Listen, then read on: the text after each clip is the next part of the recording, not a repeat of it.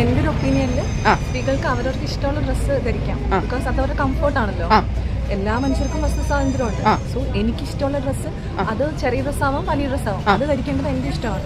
So എനിക്ക് തോന്നുന്നില്ല സ്ത്രീകൾ ലൈക്ക് ഷോർട്ട് ഡ്രസ്സ് ധരിച്ചത് കൊണ്ട് എന്തെങ്കിലും സംഭവിക്കും, അല്ലെങ്കിൽ ഫുള്ള് കവർ ചെയ്ത ഡ്രസ്സ് കൊണ്ട് സംഭവിക്കുന്നത് എപ്പോഴും സംഭവിക്കും. സോ നമ്മുടെയൊക്കെ മൈൻഡ് സെറ്റാണ് പ്രശ്നം.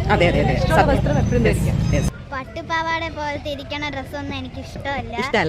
പാന്റ് ഒക്കെ എനിക്ക് ഇഷ്ടമാണ്.